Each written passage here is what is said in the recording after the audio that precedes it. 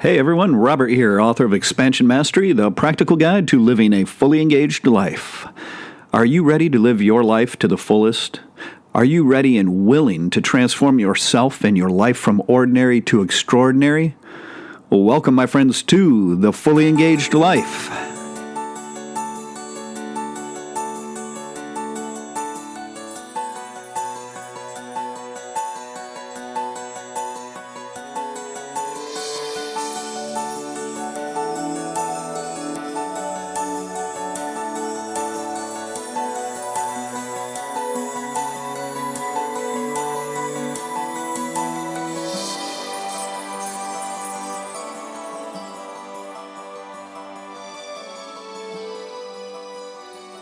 Welcome back to the show, everyone. And before we get started, I just wanted to remind you to visit me at www.expansionmastery.com. You can get an autographed copy of Expansion Mastery there, as well as my ebook that is newly revised and expanded, and all kinds of other goodies on there. There's a nice blog article section, all kinds of things for you. So please visit me at www.expansionmastery.com. All right, let's get to it. Let's look at this for a moment from a larger perspective.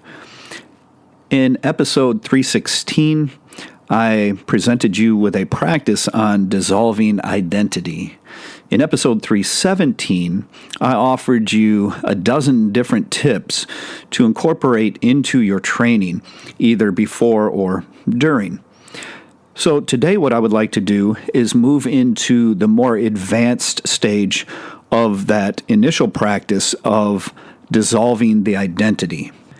And I broke up the first part from the second by offering you some helpful tips, because you're going to need those to really grasp and apply to this more advanced stage of the practice.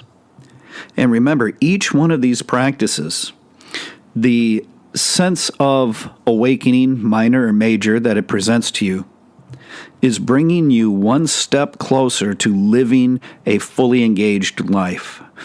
Remember, we need to attain a level of mental and spiritual awakening in order to allow us to experience life this way. And when we can experience these practices through direct personal experience, we start to live life through that same direct personal experience. And when you do, you will be living fully engaged.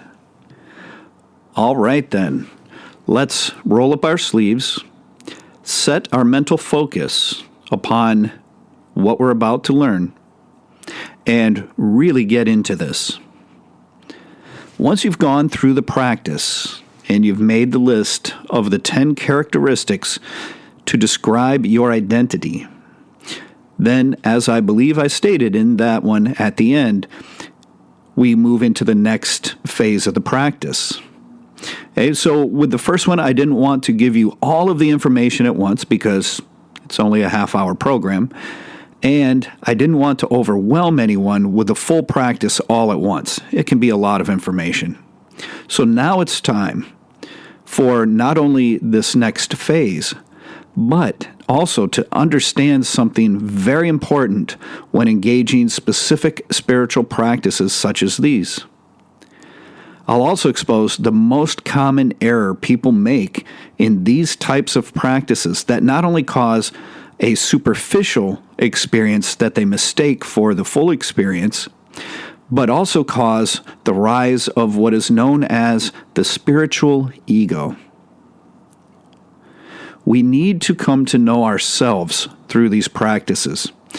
No one can help us come to know ourselves. We have to do it for ourselves. Once we get past the superficial, egoic aspects of our identity, then we get to the more authentic parts of our identity. Not all characteristics of our identity are bad or unnecessary or negative or anything like that. We use these things to navigate the world around us. The idea is to peel away all of the ego-driven aspects of our identity, all of those aspects that the ego has created and then clings to, and live from a place of more authentic identity. But the practice asks us to go beyond even this and arrive at the ultimate truth regarding our sense of true self. Let's look at the next phase of the practice. Now, the good news here is that this isn't complicated. It's not difficult. Once you go through the first 10 descriptors of your identity and you peel those things away to peer upon what's behind them, then you do another 10 descriptors, and another 10, and another 10, and as many as you need in order to reach a point where you no longer think of anything to describe yourself. Only when you get to the end of this process is the deeper truth revealed. After we completely exhaust anything the rational mind can come up with, answer, or cling to in regards to our identity, only then, when it's fully exhausted, can we get to the truth, where the pure consciousness, our true self, can give us the real answer we seek. In this way, we go from the egoic identity creations to more authentic identity creations, and then even further to the ultimate truth. It's this that provides us with an incredible awakening, a realization of what real spirituality is. When I went through this practice myself, this is what we did. We began with 10, and they were the most obvious 10, and then we just kept drilling down with another 10, and another 10, and another 10, until we couldn't possibly think of another way to describe ourselves. And each time we did 10, we would go through the same process of going in and dissolving that, so that we gave up on the I part of I am, and we were able to actually just be in the am, right? Remember the amness? That's what we're after, is the am, the being. And through this, we get to know our true self far better. So while you can see the practice requires a little bit of time, it's not difficult at all. You're repeating the same process. And you just go to it until there's basically nothing left. And this is a very easy way to begin to dissolve your identity. And along with that, either weaken or dissolve the ego. It's a fantastic practice. And it's a very practical thing that we get to work with. And you can see easily how we also end up getting to know ourselves very well. And it's at this point that you may find some descriptors about yourself that you don't really like, you're not very proud of. If you're being 100% honest with yourself in this practice, it'll happen. I know it did for me. I realized many things about myself, and I can recall feeling a little ashamed or guilty, and then having the realization that, wow, maybe other people see this quality in me as well. Maybe I'm showing that to everybody, and I don't want to be that way. That's not what I want to project into the world. That's not the person that I want to be, and I know that this is not who I am. At that point, I was able to start to change it. Then I was able to move into a more authentic space, to be more authentic, and to project more of that authenticity into the world. And then from there, I was able to move beyond that on a more consistent basis. Okay, now I also wanted to cover one of the most common errors that I observe when engaging spiritual practices. What seems to be all too common is that people tend to accept their initial superficial experience and then falsely believe that that is the whole experience and they got it. They understand it. They've figured it out. Well, in case you haven't figured it out, With the spiritual practices, there is nothing to figure out. Yep, that's how it works. There is nothing to figure out. It's something to be experienced. We need to understand, to realize that these practices are deep. They're much deeper than what the rational mind can fathom. And we're meant to keep going deeper and deeper into these practices. Every time you arrive at an answer or have an experience, then it's time to continue asking yourself, why? And again, why? Okay, why? Or, depending on the practice, what else? What else is there? What else? You do this, you have to keep asking the questions until your mind can no longer give you the answer. That's when your pure consciousness will step in and provide the truth, the answers you're really seeking. This is a huge secret with all of these spiritual practices. The big secret is that you just keep going. You continue digging deeper. You continue to ask the right questions of yourself. No one else can answer these. You have to answer them for yourself. You keep asking the questions until you exhaust every bit of the rational mind, till the ego gets tired out, and then you will get to the truth. The truth is not as easy to arrive at as you may want to believe. That's why I presented this practice in two separate parts, just to help you understand this point. So if you've gone through the first part, then it's up to you to decide if you are ready for the experience of the second part, the second phase. The question to ask yourself is, am I ready and willing to be able to handle dissolving my identity and peering upon the face of my true self? Am I ready and willing to hear the truth, even if it doesn't back up what I believe, what I want it to be, or what I mistakenly think it is? Am I willing to know the truth? So that is one of the most common errors I see, even in the beginning mindfulness practices. People tend to accept the first superficial information they receive, and that's just from their own mind. It's from their rational mind, from the ego, figuring it out, and they think that's the answer. They think they understand it. And that's a very dangerous trap, because sometimes they're so quick to accept that as the truth, that, yeah, I got it, I understand it, that you can't even change their mind. You can't tell them that they don't have it, because they want to believe that so much, and the ego doesn't want it to go any deeper than that. So it creates a defense mechanism. Be careful. Avoid this trap. Now, in the beginning of the show, I mentioned a term that you may or may not be familiar with, but you should be.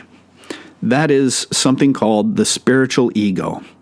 I'd like to take a few moments to examine this and help explain to you a little bit what it is. When we refer to something such as the spiritual ego, it's basically when the spiritual practices are, usually unwittingly, used to serve the ego instead of dissolving and moving beyond the ego. So the practices become twisted by the ego and end up serving to strengthen the ego. This is what's meant by a spiritual ego. And this is a very, very dangerous trap to fall in. And it's becoming more and more commonplace. This can happen without you even realizing it. That's the real danger in it. When we arrive at the first most superficial answer or realization, the ego often likes to jump to accept it and form a concrete belief around it that that is all there is. As I said a moment ago, It's a defense mechanism the ego uses to protect itself and everything it's created in your mind. None of it is you, but it's going to protect it nonetheless. When that happens, it stops us from going deeper and getting to the truth. It's in this way that we avoid going deeper and knowing the truth and making any real progress at dissolving the ego, allowing the ego to hijack our practices, twist them, and use them for its own means. This, in turn, keeps us from ever having a sense of awakening, and it creates a block between ourselves and our pure conscious awareness. Please do your best to be very cautious of such things. Another way the practices become the tools of the ego is through things like, let's use this practice that we're discussing today as an example. Instead of arriving at your own descriptors for your identity, you may choose to believe that you already have nothing to describe, that you don't cling to any superficial identity, that everything is just about how other people perceive you. That's your real identity. Can you see how that is twisted logic? It's being projected out instead of you looking in. This is how the ego attempts to hide from the practice. And yes, how others perceive us, is part of the reflection on our identity. But for the sake of these practices, we don't really care how other people see us. We come to the realization that, my goodness, I don't like this about myself. And if other people see that, how can they even like me? I don't blame anyone for not liking me, right? So we go through some of that, but it's not the same as just saying, I really don't have any identity. It's just how others perceive me. Absolutely incorrect. So be careful of that sort of thing. This keeps us from taking an honest, hard look at ourselves. So in this way, the spiritual ego projects out onto other people instead of accepting its own sense of identity, which can result in the ego protecting that identity and not allowing us to dissolve it through the practice. So don't allow your mind to convince you that you just have no identity, you don't cling to anything, you don't really care, and you have no identity descriptors, and that it's all about other people. This is not a good start to the practice. And in addition to that, it shows that your mind is starting to go into the development of this spiritual ego. And that's a really rough road to go down. Some additional typical indicators that our practice has been hijacked by the ego and is now being used to develop the spiritual ego within us. Such things like judging people for not being as spiritual as we think we are, or feeling superior to them because of it. Generally, as we go through the practices and we have a true experience and we make progress, the idea is we should start to feel a bit more compassionate about people who haven't attained any sense of awakening or spiritual connection yet. There should be a sense of understanding and compassion for that instead of feelings of superiority or being overly angry or judgmental of those people. Remember, the act of judging comes from the egoic mind. Another indicator of the spiritual ego is when we have to walk around telling everyone we meet the very day we attained enlightenment or awakening. This is a sure sign that we haven't. So, telling others or posting things on social media about when we became enlightened and the whole thing? Nope. The rule of thumb within the more authentic spiritual community is that if someone is walking around saying how they attained enlightenment, it's a real good indication that they haven't. Another that we see all too often is when we feel or try to act like some sort of God-like guru, right? We need to sit in a special place and have people bow at our feet, or they make their own, or they want to create their own special community and form build a compound somewhere where just the people they want will come and live the way that they want. And basically that is called a cult. And we have to avoid these types of people. And more importantly, as we are on the spiritual path, we have to avoid becoming one of them. Yet another indicator is when we rely too heavily on the mind. These practices are not giving us something to figure out. There's nothing to figure out. The entire purpose of them is that we have our own honest, direct personal experience. And folks, this is so important. When we try to use the intellectual, analytical mind to perform the practices, we're relying on the intellect. Then spirituality is reduced to a simple mental activity. Thinking is not experiencing. When we want to overanalyze everything and over-intellectualize our practices, taking an academic approach to them, then our practices become sterile. It's the same if they become something we can have a long, involved conversation about. When we do that, we are missing the experience of it. Thinking about it, trying to figure it out, talking about it. Those are not ways of experiencing it. So the intellectual trap is another thing that builds the spiritual ego. An example of this can be realized through many manuscripts that are written.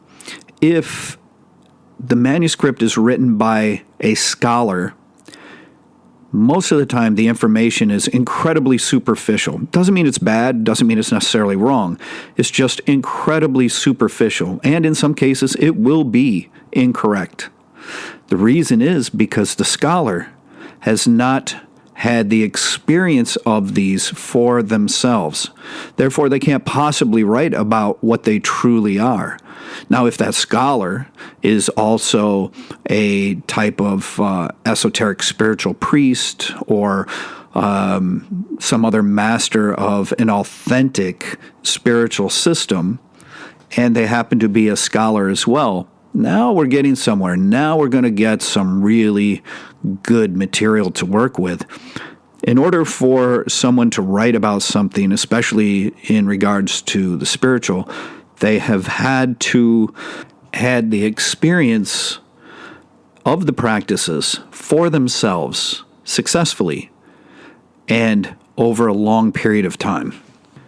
So there can be many other indicators of the spiritual ego, but these are some things that happen pretty commonly that are pretty easy to recognize.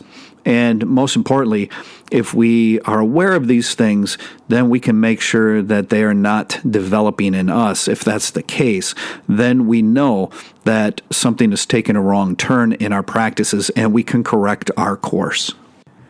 Now we are aware of the idea of the spiritual ego and what that actually refers to. And we need to be cautious of this. You can see there's a great many traps on the path of spirituality.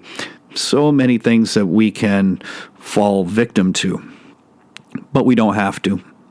If we have true, authentic practices and we engage them sincerely and correctly, we have the ability to attain great success and overcome, dissolve away our ego, and live from a place of authenticity and spiritual alignment.